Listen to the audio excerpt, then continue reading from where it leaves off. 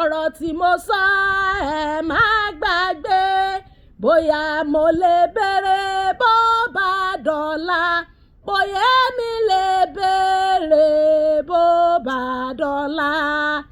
ẹ̀kọ́ tèmi kọ́ o èmi ò mú délé má fi bá ilé mi sọ o bóyá wọn ò lè gbọ́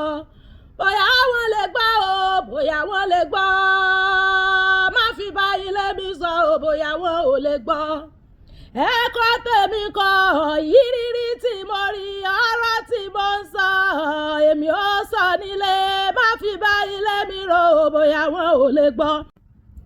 ẹ̀yin obìnrin ẹ̀yin ọmọdé obìnrin ẹ̀yin sisters ẹ má gbé ọ̀rọ̀ ayé ẹni tó fẹ́ fẹ́ yín lọ sí ọ̀dọ̀ àwọn aríran kankan mọ́. They will end up confusing you. Wọ́n máa confuse yín ni. Ẹ lọ bèrè lọ́wọ́ àwọn sisters tí wọ́n mú àwọn tí wọ́n fẹ́ lọ lé mo ríran sí ọ. Wọ́n máa ń confuse wọn ni. Kò sí ìran kankan ẹnìkankan ò rí vision kankan. Wọ́n ń parọ́ wọ́n ń tàn yín ni. Kò sí vision kankan anywhere. They are not seeing any vision. Wọ́n ń tàn yín ni. Wọ́n ń tàn yín ni. Àwọn tó máa mọ àwọn tó wà compatible. Ẹ lọ wo genotype yín. Ìwọ tó bá jẹ́ AS. Èèyàn tó jẹ́ AS ò lè jẹ́ ọkọ rẹ. Ẹni tó o fẹ́ ṣó ń ṣiṣẹ́. Ṣé wọ́n náà ní iṣẹ́ lọ́wọ́ àbó ní source of income kankan? Ṣé wà rẹ̀ dáa? Kí ni religious belief ẹ̀? Ṣé ẹjọ́ ní the same religious belief and faith? Ìwọ ló ń fẹ́, ìwọ ló mọ irú ìwà tó ní lọ́wọ́. Kò sẹ́nì kankan tó rí ọ̀la, wọ́n ń purọ́ sórí gbogbo àwọn aríran wọn mọ́ confuse. They will end àmọ́yà àwọn tán ti fìran rírí yẹn bàlàyé jẹ́. Wọ́n rí nǹkan kan. Ìyàwó pásítọ̀ náà burú jù nínú ìrìn àjò ayé. Ṣé tí pásítọ̀ bá ríran ṣé yóò fẹ́ yàwó òbú? Jọ̀ọ́ ṣó máa fẹ́ yàwó òbú? Lọ bèrè lọ́wọ́ àwọn sisters. Àwọn sisters tó jẹ́ ìpè nítò. Wọ́n dúró fún Ọlọ́run, wọ́n bìlífù Ọlọ́run, wọ́n gba àwọn wòlíì rẹ̀ gbọ́. In quote, gbogbo wọn ní ìsìn ẹlòmíì ẹni tó yẹ kó fẹ́ kọ́ ló fẹ́. Ẹni tó yẹ kẹ́lòmíì fẹ́. Àwọn pípù náà sọ pé kò kí ń ṣe will of God. Ó lọ́fà tó fi ráwọn sisters náà ti wọ 40-45 nínú ṣọ́ọ̀ṣì. No be say brothers no dey come. Gbogbo ìgbà tán wà in their 20s táwọn brother ń wá àwọn oríran èké yìí náà sọ fún wọn wípé àwọn bro yẹn ṣe will of God. Tó bá ti fi bro lẹ̀ wọ́n lọ matchmake brother ń fẹ́ lómi. Àìmọye irú ẹ̀ kò sí ẹnì kankan tó rí ọ̀la wọ́n ń tàn yín jẹ ni. Béèyàn bá sọ fún mi pé òun ríran máa block ẹ off ni. Tó bá ṣe pastor Bible ọ̀tọ̀ nìyẹn. Bẹ̀ pastor tí ì ṣe Bible tó ṣe pé mo ríran mo gòkè mo repẹ̀ tẹ́lẹ̀ mo lálàá mo sàsọ tẹ́lẹ̀ ni. Bí èmi etí ẹ fẹ́ rí mi wọn látàn. Gone are those days nígbà tí wọ́n tàn wá jẹ olóhùn fẹ́yìn ó ti pé 26 years. Age tó wà yẹn is your flower age. Age tí bro máa wá ni. Tó o bá ti gbẹ́nu létà tì báyìí wọ́n ní wá mọ́ má tanra ẹ jẹ. Àwọn ẹlẹ́tàn ló kù tán máa wá. When you are in your 20s ìgbà yẹn ìní èjì ṣì wà on your side tó ṣì wà attractive. Tó o bá jẹ́ káwọn onírọ̀ èké àwọn olóbù sàn kan tó o bá jẹ́ kán fìran kó bá ẹ àwọn tó yẹ kó o fẹ́ tó o bá fẹ́ ọkọ at a very early stage in life táyìn méjèèjì jọ yọ̀ǹgì táìmù yẹn lẹ lè gbádùn ara yín ńgbẹ́ bá fi lo 10-15-20 years papọ̀ ẹ ti enjoy ara yín dáadáa o wá ṣẹ̀ṣẹ̀ lọ marry at the age of 38-40 o ṣẹ̀ṣẹ̀ lọ ń ra fárúgbó kan o máa sunkún wo o máa sunkún ni. Tó o bá ti marry in your 20s gbogbo àwọn tó ń wá tó ní natural love sí ẹ tó o lọ gbé wọn lọ bá onívision kan ó lọ jẹ́ 26 years ó ti fẹ́yàn fọ́dún mẹ́ta kò ní ẹ lára ó nífẹ̀ẹ́ ìwọ náà nífẹ̀ẹ́ rẹ̀ wọ́n wá mú ọ lọ lé yẹ̀mí wò kan wọ́n lóun kọ́ ni will of God sáwọn manufacture will of God lọ bèrè lọ́wọ́ àwọn sisters náà ti dàgbà tó ṣe pé irú àwa ìgan tún kéré sí wọn tá ń kẹ́kọ̀ọ́ Jésù látara wọn lọ bèèrè tí gbogbo wọn fi make mistake ìran burúkú iná fi bayé wọn jẹ́ gbogbo àwọn brother tí wọ́n nífẹ̀ẹ́ wọn tí wọ́n ṣe tí wọ́n mọ̀ àwọn ìran òfò yìí àwọn aríran orí ibú yìí ni ò jẹ́ kí wọ́n fẹ́ àwọn èèyàn gidi tó fẹ́ wọn nígbà náà àwọn náà lọ máa bà ẹ́ jẹ́ lọ́fọ́fọ́dọ̀ àǹfààwọn pípù yẹn wípé ò kí ń ṣọmọ rẹ̀ àwọn náà mọ̀ páwọn ìran tó ń sọ pú páwọn rí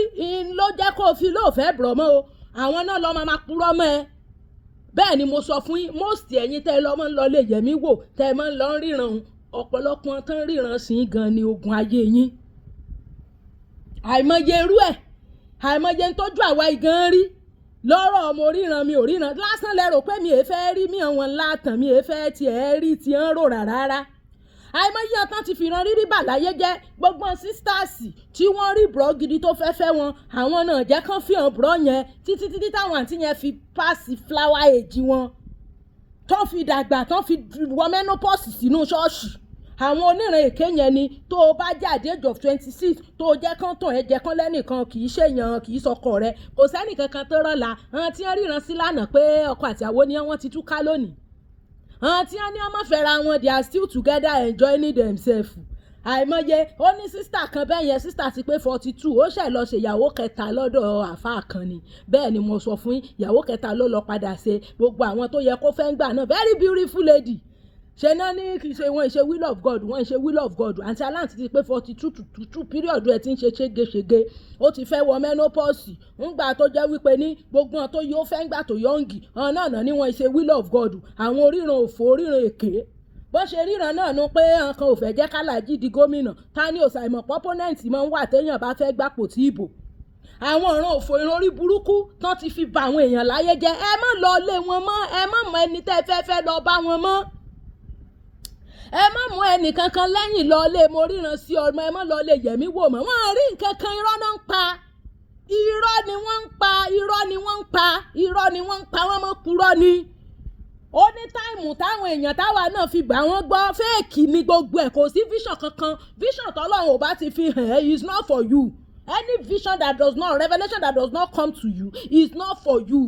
irọ́ ni bó o bá fọ́kọ tó o bá ní pọ́blẹ́mù ń bẹ̀ ìyẹn ò túmọ̀ sí wípé toró tẹlifíṣàn wọn bó tẹlifíṣàn wọn náà bó bá ní ṣòro ó ní ṣòro kò sẹ́ni tó rọ̀ la Ọlọ́run nìkan ló mọ̀ la irọ́ ni ẹ mọ̀ kẹjọ yín lọ lè yẹ̀mí wò wọ́n gbàdúrà sí wọ́n gbàdúrà sí nǹkankan don't worry I'm praying for you irọ́ ni nobody is praying for you nobody is praying for you àwọn ẹlẹ́sìn náà purọ́ jù irọ́ wọn bí gbèyàn bá lọ skul rọ ni bẹ́ẹ̀ ni ẹ mọ́kàn ìwọ tó bá ní ìyá tí mo tójú bọlé sọ fún ọ pé ọkọ mọ̀ bọ́ tójú bọlé mọ́ tell your mommy not to tójú bọlé on your behalf èké rẹ̀ àìmọye wọn tó jẹ́ wípé ní ẹlòmíì ní ìsìn ẹni tó yẹ kó fẹ́ jí ó fẹ́ ẹni tẹ́lòmíì padà wá fẹ́ ń sìn kì í ṣe ẹni tó yẹ kó fẹ́ nìyẹn because ó máa ń ní èjì nínú ìgbé ayé èèyàn tó jẹ́ wípé ní brothers máa wá ní táìmù yẹn tó o bá ti fìran rírí lé àwọn bùrọ̀ gidi lọ ṣàkùṣàkù ló kù ń bẹ̀ tó o máa fẹ́ tó bá dẹ̀ ti jẹ́yàn tí ń torí bọlé tí ń tojú bọlé tó bá ti jẹ́ kí tojú bọlé lọ bá yí ẹ jẹ́ ọkùnrin tó nífẹ̀ẹ́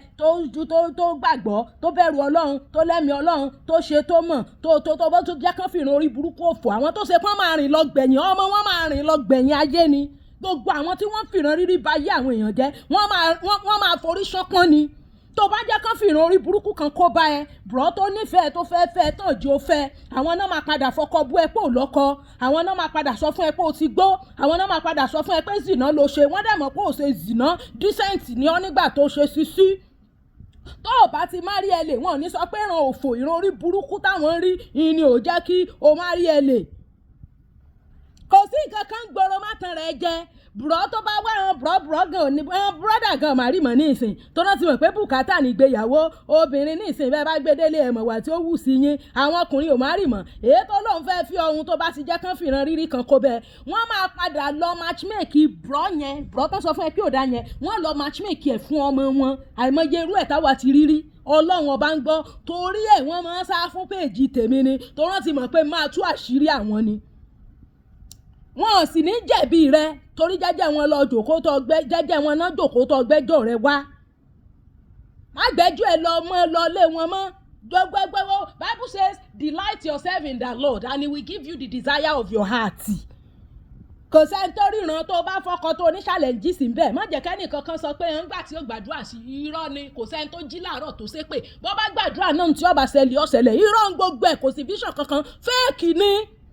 fẹ́ẹ̀kì ni correct vision wọ́pọ̀ láyé tá a wà yìí torí pé nítò àwọn èèyàn ti tọwọ́ bọ oríṣiríṣi ẹ̀ṣẹ̀ àwọn èèyàn ti ń ṣe oríṣiríṣi nǹkan tí ò jẹ́ kẹ́mi Ọlọ́run fìran gidi hàn wọ́n fẹ́ẹ̀kì ló pọ̀ ju 1 out of 1 million ìran tó correct nísìn irọ́ ń gbogbo ẹ̀ irọ́ ni ẹ má gbé vision yín ẹ má gbọ́rọ̀ kan ọ̀bíyàwó tẹ́ fẹ́ lọ lé pásítọ̀ kankan mọ́ irọ́ náà máa pa share this video let it get to sisters àwa náà la máa ń ṣe gbọmọgbọmọgbọmọ because àfẹ́ fail àfẹ́ ní problem àfẹ́ ṣe àfẹ́ mọ̀ kò sẹ́nì kankan tó ní solution sáyé ẹnì kankan kò síbi tí ó sì problem bẹ́ẹ̀ ni mo sọ fún ọ ẹni oore bá gangan sunkún ìyàwó ẹ̀sẹ̀ ẹ̀nà darí ni sẹ́yìn ẹnìyàwó pásítọ̀ ń ṣe wọ́n ran wọ̀n ran tó bá pásítọ̀ ríran àwọn náà fẹ́fẹ́ kúfẹ́ jù nínú ìrìn àjò ayé lọ́ọ́ béèrè ìyẹn ló wá gbé ọ̀rọ̀ ayé tiẹ̀ lọ rèé báwo ló ṣe fẹ́ mọ the right person fẹ́ nígbà tó ń go the right person fẹ́ kò sí right person kankan bí kankan àfi Jésù má tanra ẹ jẹ ṣó ti gbọ́. ọ̀rọ̀ tí mo sọ ẹ má gbàgbé bóyá mo lè béèrè bó bá dọ̀la bóyá mi lè béèrè bó bá dọ̀la ẹ̀kọ́ tèmi kọ́ ò èmi ò mú délé má fi bá ilé mi sọ ò bóyá wọn ò lè gbọ́ bóyá wọn lè gbọ́ ò bóyá wọn lè gbọ́ má fi bá ilé mi sọ ò bóyá wọn ò lè gbọ́ ẹ̀kọ́ tèmi kọ́ ìrírí tí mo rí ọ̀rọ̀ tí mo ń sọ èmi ò sọ nílé má fi bá ilé mi rò ò bóyá wọn ò lè gbọ́ bóyá wọn lè gbọ́ ò bóyá wọn lè gbọ́ bóyá wọn lè gbọ́ ò má fi bá ilé mi sọ ò bóyá wọn ò lè gbọ́ ẹ̀kọ́ tèmi kọ́ ò èmi ò mú délé má fi bá ilé mi sọ ò bóyá wọn ò lè gbọ́.